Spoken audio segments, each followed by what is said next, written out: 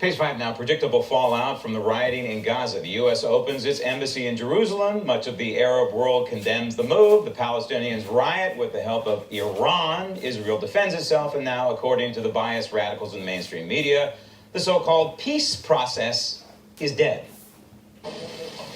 With Monday's controversial opening of the U.S. Embassy in Jerusalem, President Trump makes good on a favorite campaign pledge. But the explosive move and the killing of scores of Palestinian protesters by Israeli troops in Gaza Monday being seen as a monumental setback for another Trump pledge, Mideast peace. But the reality is that since Trump's decision again to recognize Jerusalem as the capital of Israel in December, there has been no official contact between the Palestinians and the Trump administration. It makes it very difficult to see how the administration could plan to roll out a peace deal that the Palestinians have basically said they're going to boycott. Palestinians are seeking a capital of a future state in East Jerusalem, which Israel occupied and annexed in 1967. Critics say the embassy move, breaking with decades of U.S. policy, makes it harder for Washington to call itself an honest broker.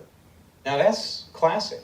Classic Israel is the aggressor report from the mainstream media. Add that hit piece to terribly slanted coverage from the New York Times, which covered up the Holocaust during World War II, and it is clear that much of the mainstream media are not only anti-Trump, but anti-Israel.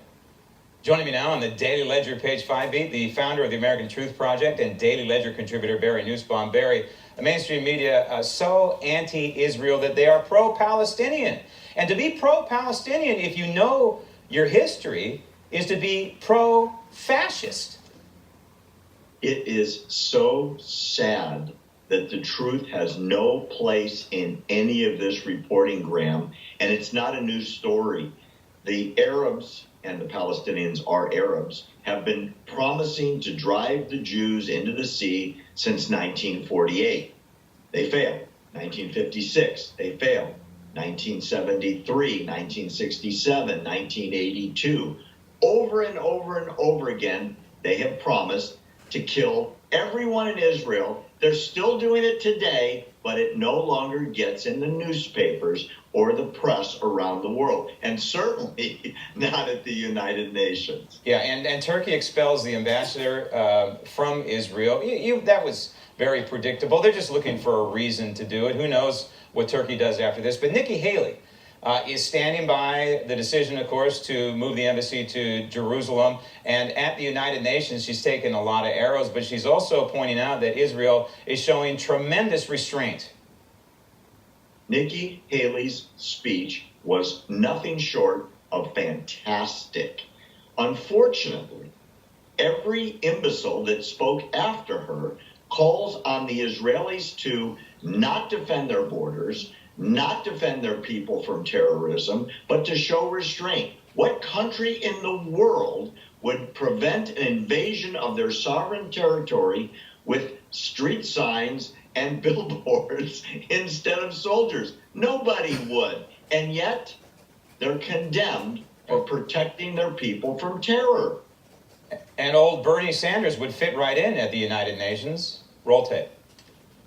They're terrible actions, period. And I think, what the United States should be doing, and of course the Trump administration is doing exactly the opposite, is instead of applauding Israel for its actions, Israel should be condemned. Israel has a right to security, but shooting unarmed protesters is not what it is about.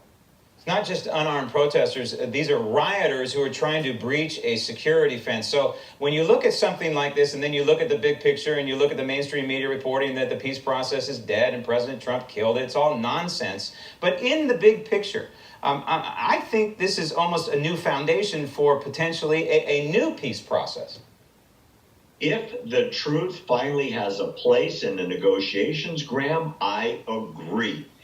Look, Israel's putting up drones. They've got, dozens of videos that show armed Palestinians shooting into Israel, throwing firebombs at Israeli troops, planting explosives at the border, coming out of tunnels with machine guns. And none of this is in the press. And the only people sticking out for Israel, that tell the truth in the world is Nikki Haley at the UN and Donald Trump in the White House. Shame on the world press today. It's horrific, and they're lying to the rest of the world, Graham. And they also talk about Palestine, which doesn't exist technically, although I think we all could make the argument that Palestine does exist. It's called the country of Jordan. They just don't seem to realize it. Barry, thank you.